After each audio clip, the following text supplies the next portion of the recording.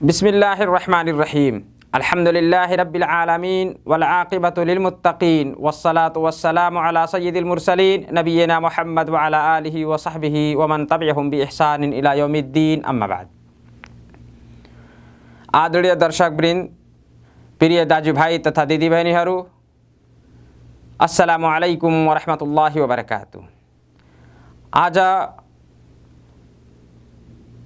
को यो श्रृङ्खला नमाज को आदेश सम्बन्धित शरई कोर्स को यस श्रृङ्खलामा आजको 10औं अङ्क लिएर म तपाईँ बीच उपस्थित भइसकेको छु। आजको यस अङ्कको शीर्षक हो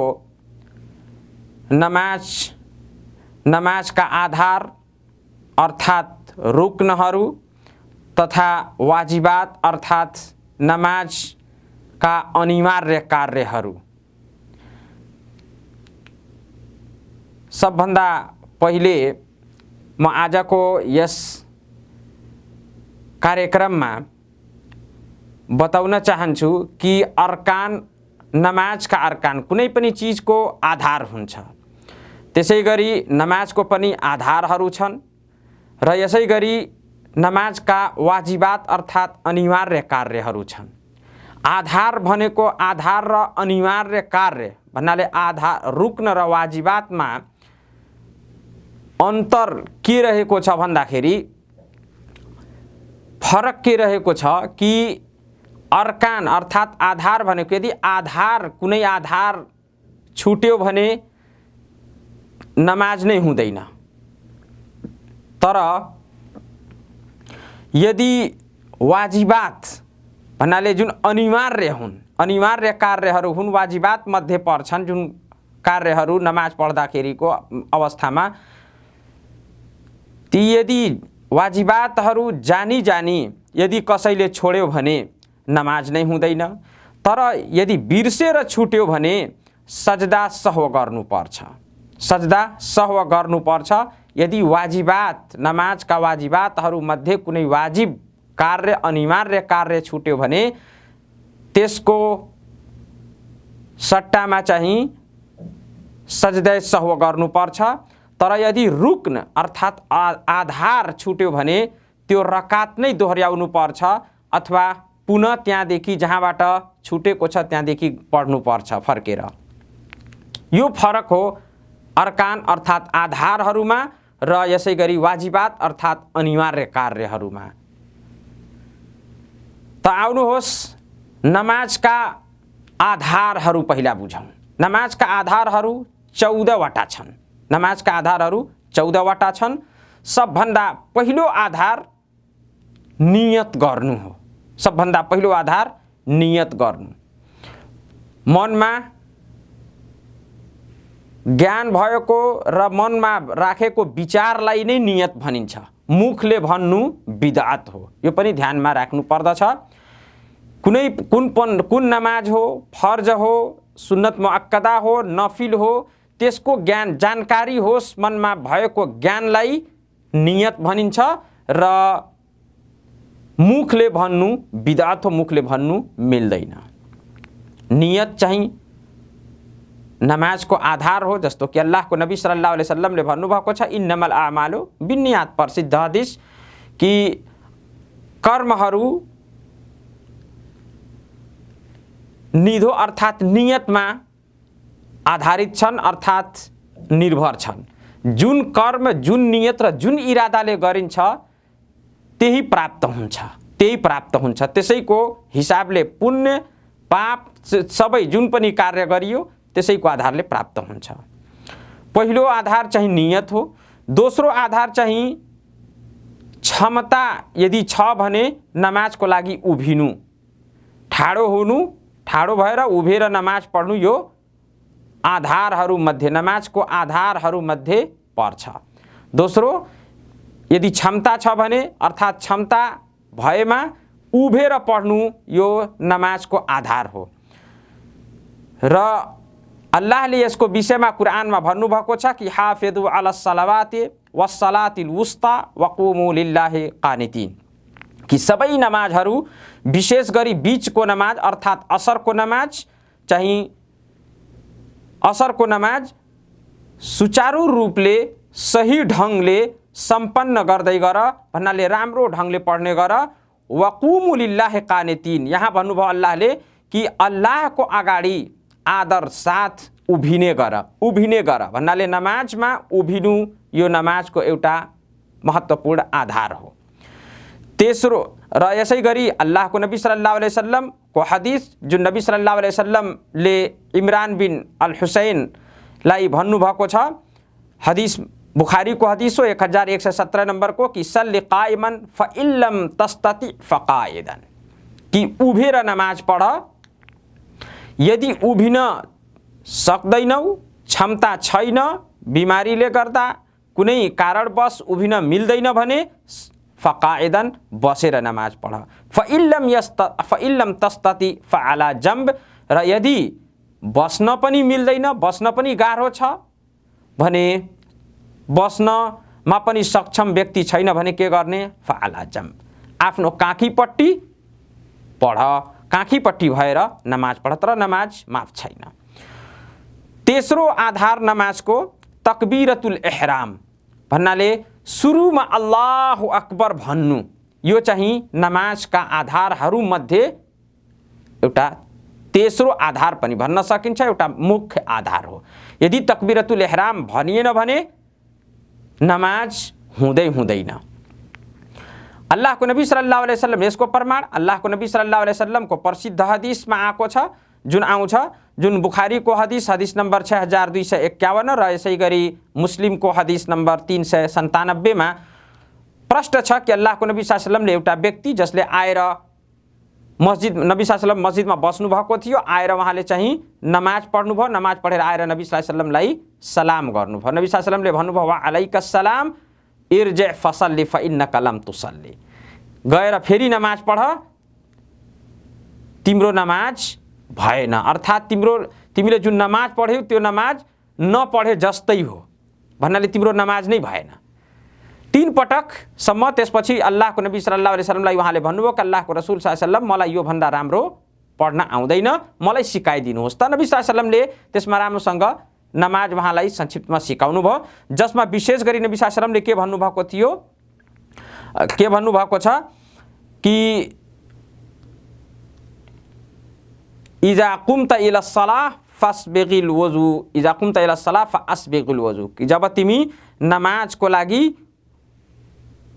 तयार हो, नमाजको इरादा गर, सबभन्दा पहिले के गर्नुपर्छ? फअस्बिगिल वजू, राम्रो ढङ्गले वजू गर, पूर्ण रूपले वजू गर। सुम्मा इस्तक्बिलिल किब्लता फकब्बिर, र किब्लापट्टि अनुहार गरेर अल्लाहु अकबर भन, भन्नाले यहाँ आदेश दिनुभएको छ नबी सल्लल्लाहु अलैहि वसल्लमले कि तकबीरतुल इहराम भन्नै पर्छ, यो नमाजका आधारहरूमध्ये एउटा आधार हो। तकबीरतुल इहराम भनेको सुरुमा जुन अल्लाहु अकबर भनेर नमाजलाई सुरु गरिन्छ, आरम्भ गरिन्छ, त्यसलाई तकबीरतुल इहराम भनिन्छ। त्यसबाहेक अन्य तकबीरलाई त्यो वाजिबातमा पर्छ, तर पहिलो तकबीर जुन नमाजको हुन्छ त्यसलाई तकबीरतुल इहराम भनिन्छ, र यो चाहिँ नमाजका आधारहरूमध्ये आधार हो। चौथो आधार सुरा फातिहा पढ्नु, बिना सुरा फातिहाको नमाज हुँदैन, बिना सुरा फातिहाको नमाज हुँदैन, चाहे त्यो नफिल नमाज होस्, चाहे फर्ज नमाज होस्, जेसुकै नमाज होस्, बिना सुरा फातिहाको नमाज हुँदैन। अल्लाहको नबी सल्लल्लाहु अलैहि वसल्लमको प्रसिद्ध हदिस, अल्लाहको नबी सल्लल्लाहु अलैहि वसल्लमले भन्नुभयो कि ला सलात लिमन लम यक़रा बिफातिहातिल किताब, जसले सुरा फातिहा पढ्दैन त्यसको नमाज नै हुँदैन, जसले सुरा फातिहा पढ्दैन त्यसको नमाज नै हुँदैन, बिना सुरा फातिहाको नमाज नै हुँदैन। यो हदिसमा चाहिँ बुखारीको हदिस नम्बर 756 र यसै गरी मुस्लिमको हदिस नम्बर 394 रहेको छ। पाँचौं आधार हो सुरा फातिहा पछिको जुन उसमा आउँछ आधारहरूमध्ये रुकु गर्नु, रुकु गर्नु पनि आधार हो, यदि रुकु गरिएन भने नमाज हुँदैन। यसको प्रमाण अल्लाहले कुरानमा भन्नुभएको छ, या अय्युहल्लजीना आमानु रुकउ वस्जुदु, हे इमानवालाहरू, हे मोमिनहरू, नतमस्तक हुने र ढोग्ने गर, रुकु गर्ने र सजदा गर्ने गर, अल्लाहले आदेश दिनुभएको छ भन्नाले रुकु गर्नु पनि नमाजका आधारहरूमध्ये आधार हो। र यसै गरी अल्लाहको नबी सल्लल्लाहु अलैहि वसल्लमको प्रसिद्ध हदिस, जुन व्यक्तिले चाहिँ नमाज पढ्दाखेरि राम्रोसँग रुकु र सजदा गर्नु भएन, राम्रोसँग ठिक ढङ्गले सुचारू रूपले नमाजलाई नपढिकन त्यतिकै हतारमा पढेर आएर नबीलाई सलाम भन्नुभयो, त नबी सल्लल्लाहु अलैहि वसल्लमले उहाँलाई भन्नुभयो इर्जिअ फसल्ले फइन्नका लम तुसल्ली। यो प्रसिद्ध हदिस। त्यसको लागि उहाँको लागि अल्लाहको नबी सल्लल्लाहु अलैहि वसल्लमले जुन शिक्षा दिनुभयो नमाजको बारेमा भन्नुभयो कि सुम्मरका हत्ता तत्मइन्ना राकिअन, सुम्मरका त्यसपछि तिमी रुकु गर यहाँसम्म कि रुकुको अवस्थामा स्थिर भइहाल, यहाँसम्म कि रुकुको अवस्थामा तिमी स्थिर भइहाल भन्नाले राम्रोसँग रुकु गरिहाल, हतारमा होइन कि राम्रोसँग नगरे पनि अल्लाहु अक्बर समी अल्लाहु लिमन हम्दा भनेर उभिहाल, त्यस्तो नमाज हुँदैन। हत्ता तत्मइन्न राकिअन, तमानिना भनेको अरबीमा हो कि मानिस चाहिँ आफ्नो उक्त अवस्थामा रुकुको अवस्थामा तिमी स्थिर भइहाल भन्नाले मानिस आफ्नो जुन पनि अवस्थामा हुन्छ त्यो आफ्नो उक्त अवस्थामा यस प्रकार स्थिर भइहालोस् कि उसको हरेक जोर्नी अङ्गका जति पनि हड्डीहरूका जोर्नीहरू छन्, अङ्गहरूका जोर्नीहरू छन्, त्यो हरेक जोर्नी चाहिँ आफ्नो ठाउँमा बसिहालोस्, योलाई भनिन्छ तमानिना। भन्नाले रुकु गर्नु र राम्रो ढङ्गले रुकु गर्नु यो नमाजका आधारहरूमध्ये 5औं आधार हो। 6औं आधार रुकुबाट उभिनु, रुकुबाट उभिनु पनि आधार हो। अल्लाहको नबी सल्लल्लाहु अलैहि वसल्लमले उहाँलाई नमाजको सही शिक्षा दिँदाखेरि सहाबीलाई जसलाई भन्नुभएको थियो कि नमाज भएन फेरि नमाज पढ, उहाँलाई जब सिकाउनु भयो त सिकाउँदाखेरि नबी सल्लल्लाहु अलैहि वसल्लमले भन्नुभयो सुम्मरफा हत्ता तत्मइन्ना काइमन, कि रुकु गरेपछि तिमी उठ र यस्तो राम्रो ढङ्गले उभिहाल कि तिम्रो शरीरका सबै जोर्नीहरू आफ्नो ठाउँमा आइहालोस्, हैन? भन्नाले राम्रो ढङ्गले कतिपय हुन्छन् यसमा गल्ती गर्छन्, रुकु गरेपछि समी अल्लाहु लिमन हमिदा भन्ने बित्तिकै सीधा नउभिकन अल्लाहु अक्बर भनेर सजदामा गइहाल्छन्, यो सही होइन। यो रुकु पश्चात रुकु गरे पश्चात राम्रोसँग उभिनु यो रुक्न हो अर्थात् आधार हो। यदि राम्रोसँग उभिएन भने नमाज नै हुँदैन। र यो हदिस चाहिँ इब्ने माजाको हदिस नम्बर 1060 रहेको छ। यसै गरी बुखारीको जुन शब्द, बुखारीको पनि हदिस नम्बर 6251 रहेको छ, तर त्यो बुखारीको हदिसमा यो शब्द वर्णित छ कि सुम्मरफा हत्ता तस्तविय काइमन, तिमी फेरि रुकुबाट उठ यहाँसम्म कि राम्रोसँग उठिहाल, सिधा ठाडो भइहाल। र त्यसपछि यो 6औं र 7औं चाहिँ हो सजदा गर्नु, आधार मध्ये सजदा गर्नु। अल्लाहले कुरानमा भन्नुभएको छ या अय्युहल्लजीना आमनु रुकउ वस्जुदु, हे इमानवालाहरू तिमी चाहिँ नतमस्तक हुने र ढोग्ने गर, भन्नाले रुकु गर्ने गर र सजदा गर्ने गर। अल्लाहको नबी सल्लल्लाहु अलैहि वसल्लमले भन्नुभएको छ प्रसिद्ध हदिस जुन कि सुम्मस्जुद हत्ता तत्मइन्न साजिदन, त्यसपछि तिमी सजदा गर यहाँसम्म कि राम्रो ढङ्गले सजदाको अवस्थामा भइहाल, अर्थात् सजदाको अवस्थामा स्थिर भइहाल। र सजदा 7वटा अङ्गमा हुनुपर्छ। नाक र निधार दुवै भुइँमा सटेको हुनुपर्छ, यो 1 हो।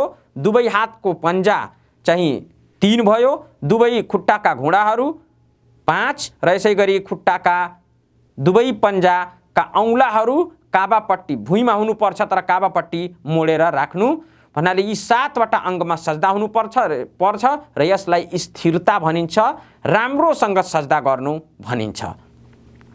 8औं हो 2 सजदाको बीच बस्नु, 1 सजदा गरेपछि बस्नु, यो बस्नु पनि रुक्नु हो, आधार हो। यदि कसैले बसेन भने त्यसको नमाज हुँदैन। भन्नाले 2 सजदाको बीचमा बस्नु यो आधार मध्ये पर्छ। अल्लाहको नबी सल्लल्लाहु अलैहि वसल्लमले भन्नुभएको छ प्रसिद्ध हदिस जुन व्यक्तिलाई नबी सल्लल्लाहु अलैहि वसल्लमले शिक्षा दिनुभयो जसले राम्रो ढङ्गले नमाज नपढिकन आएर नबीलाई सलाम गर्नुभएको थियो, उहाँले अल्लाहको नबी सल्लल्लाहु अलैहि वसल्लमले सिकाउँदाखेरि नमाजको विधि सिकाउँदाखेरि भन्नुभयो सुम्मा रफा हत्ता तत्मइन्न जालिसन, सुम्मा रफा हत्ता तत्मइन्न जालिसन, फेरि तिमी सजदाबाट आफ्नो टाउको उठाऊ र बसिहाल यहाँसम्म कि बसेको राम्रो अवस्था आफ्नो राम्रो अवस्थामा भइहाल, बसेको अवस्थामा राम्रो ढङ्गले बसिहाल। नवौं हो दोस्रो सजदा गर्नु भन्नाले दोस्रो सजदा पनि आधार हो। यदि कसैले एक सजदा गरेपछि बसेर फेरि उभिहाल्यो भने त्यसको त्यो रकात हुँदैन वा त्यो नमाज नै हुँदैन भन्नाले दोस्रो सजदा गर्नु पनि आधार हो र प्रत्येक रकातमा 2 सजदा हुनु यो जरुरी र आधारहरूमध्ये नमाजका आधारहरूमध्ये पर्छ। यसै गरी 10औं हो तशहुद, अन्तिम तशहुद। 2 तशहुद भएको नमाजमा 2 तशहुद भएको अर्थात् 2 पटक जुन बसिन्छ त्यसमा पहिलो जुन तशहुद हुन्छ त्यो चाहिँ वाजिबात मध्ये पर्छ, अनिवार्य कार्यहरू मध्ये पर्छ। तर यदि एउटै तशहुद छ भने त्यही पहिलो पनि त्यही अन्तिम पनि हो भने त्यो रुक्न अर्थात् आधारहरू मध्ये पर्छ। त्यो यदि बिर्स्यो व्यक्ति भने त्यो नमाज नै हुँदैन, अथवा जानी बुझी कसैले छोड्यो वा जान छुट्यो भने नमाज नै हुँदैन भन्नाले अन्तिम तशहुद यो नमाजका आधारहरू मध्ये पर्छ। अब्दुल्लाह इब्न मसऊद रज़ियल्लाहु ताआला अन्हुको भनाई, उहाँले भन्नुहुन्छ कुन्ना नकुलु फी सलाह क़ब्ल अन युफ्रद अत-तशहुद, हामी नमाजमा भन्ने गर्थ्यौं यहाँसम्म कि तशहुद अनिवार्य भइहाल्यो भन्नाले तशहुद अनिवार्य अर्थात् आधार हुनुभन्दा अघि हामी नमाजमा भन्ने गर्थ्यौं, पढ्ने गर्थ्यौं भन्नाले तशहुद अनिवार्य हो, फर्ज हो अर्थात् रुक्न र आधार हो भनेको यो हदिसबाट प्रमाणित हुन्छ र यो हदिस चाहिँ नसईको हदिस हो। हदिस नम्बर 1277 रहेको छ।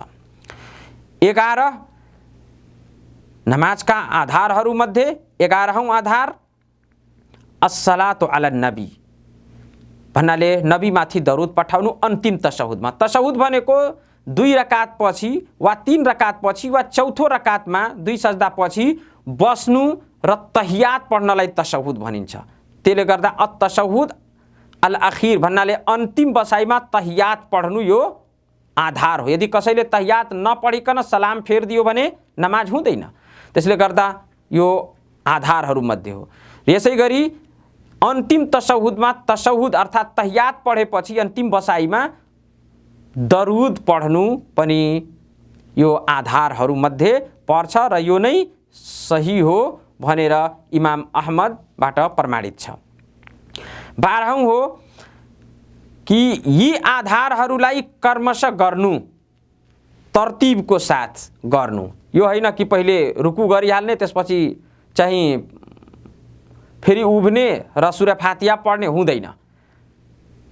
तरतिब भन्नाले कर्मश यी सबै आधारहरूलाई स्टेप बाई स्टेप एक एक गरी सिरियल बाई सिरियल गर्ने, कर्मश गर्ने, यो पनि आधार हो। जस्तै उभिनु, रुकु गर्नु, यसै गरी रुकुबाट उभिनु, फेरि सजदा गर्नु, फेरि दुवै सजदाको बीचमा बस्नु, फेरि दोस्रो सजदा गर्नु। यदि कसैले सजदाबाट सुरु गर्यो त्यसपछि रुकु गर्यो भने त्यसको नमाज हुँदैन। त्यसले गर्दा यो तरतिब कियाम, त्यसपछि रुकु, रुकुबाट उठ्नु, सजदा गर्नु, सजदाबाट बस्नु, फेरि अर्को सजदा गर्नु, यो तरतिब अर्थात् कर्मश हुनुपर्छ, यो पनि आधार हो। त्यसपछि 12औं हो पूर्ण रूपले सन्तुष्टिको साथ यी कार्यहरूलाई अदा गर्नु। जति पनि यी आधारहरू छन् पूर्ण रूपले सन्तुष्टिको साथ, स्थिरताको साथ यी कार्यहरूलाई अदा गर्नु पनि पर्छ, हतार गर्नु मिल्दैन। अल्लाहको नबी सल्लल्लाहु अलैहि वसल्लमको जो प्रसिद्ध हदिस बयान गरियो जुन बुखारीमा बितिसकेको छ। यसै गरी 14औं जुन हो त्यसपछि आधारहरूमध्ये, नमाजका आधारहरूमध्ये 14औं हो सलाम फेर्नु। सलाम फेर्नु र सही कुरो यही हो कि दुवैपट्टि, दाहिनेपट्टि र देब्रेपट्टि दुवैपट्टि अस्सलामु अलैकुम रहमतुल्लाह, अस्सलामु अलैकुम रहमतुल्लाह भन्नु, यो दुवै सलाम चाहिँ आधारहरूमध्ये नै पर्छ। दुवैतिर सलाम फेरेपछि बल्ल आधार नमाजका आधार समेत त्यसको नमाजको प्रक्रिया पुरा हुन्छ। र यदि कसैले चाहे फर्ज नमाज होस् वा नफिल नमाज होस्, यदि कसैले मात्र एकपट्टि दाहिनेपट्टि अस्सलाम वालेकुम रहमतुल्लाह भन्यो भने त्यसको नमाज पुरा हुँदैन। दुवैपट्टि सलाम फेर्नु यो आधारहरूमध्ये पर्छ, अनिवार्य हो।